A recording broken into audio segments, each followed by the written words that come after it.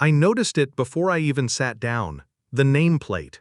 On the white linen table near the altar, just beneath the crystal centerpiece, it read, "Low educated, fake dad." The words were etched in gold, elegant, precise, as if someone had carefully chosen the insult and made sure it matched the rest of the decor. My hands didn't move. My face didn't twitch. I just stood there, frozen in a suit I wore once every 5 years. Laughter bubbled from the table next to mine, the groom's family. Their ties knotted tight like nooses. The bride's new in-laws, her new world, all degrees and last names with initials.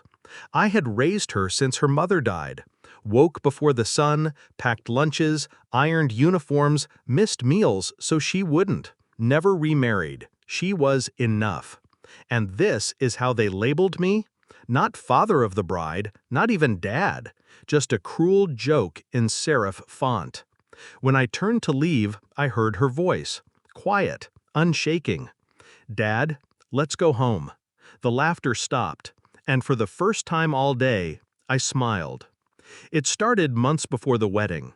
She stopped calling me dad in public, began correcting people. Stepfather, actually. There was no step. There was no one else. The changes were subtle, switching her last name on invitations, practicing speeches with my name omitted, inviting me late to fittings, tastings, plans. I chalked it up to wedding stress. Brides become strangers for a while. They always come back. But this was different. Her tone had changed, detached, like she was embarrassed. Not by what I had done, but by what I wasn't. Not a CEO, not a PhD, just a mechanic with cracked hands and calloused silence. Then I saw the rehearsal dinner seating chart. I wasn't even listed as her father, just family friend. Something broke then, quietly, not like a plate, like a rib, inside, where it bruises every breath. I started watching, listening, reading between every pause in her voice. She spoke about her real roots to the groom's family, mentioned her mother's side often, her true bloodline. I asked once, only once, if she'd like me to walk her down the aisle. She laughed. They're expecting someone more fitting. The next day, I cleaned out her old room. I wasn't angry. I was preparing. I found a shoebox behind a panel in the closet. Letters from her mother, old ones, dated when she was pregnant. And then a photograph, one I had never seen. It wasn't me in the picture. It was a man in a suit. Same nose, same sharp chin she always thought came from me.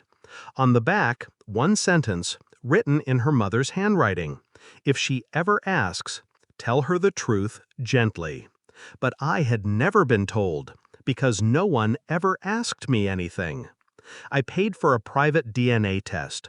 I didn't want answers. I wanted silence. Cold, undeniable silence.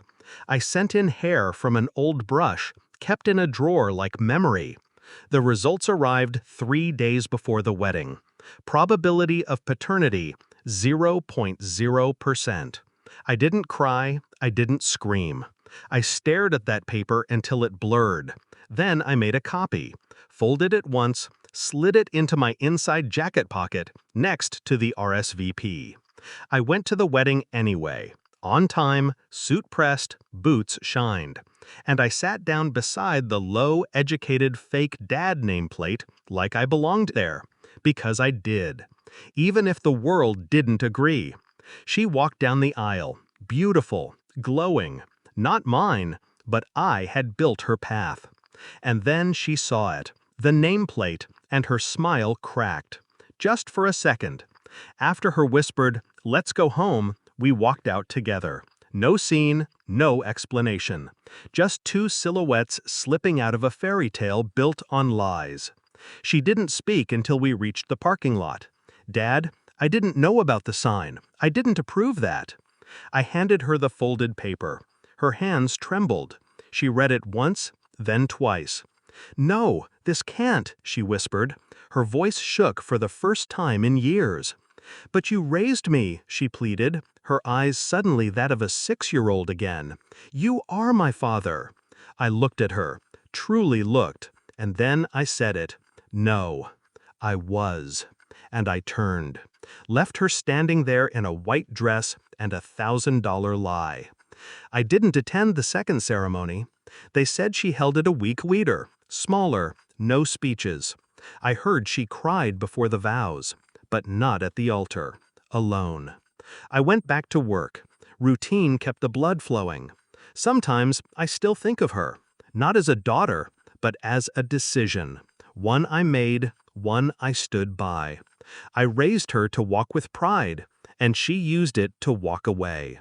That was her legacy. Mine? I gave her everything I had.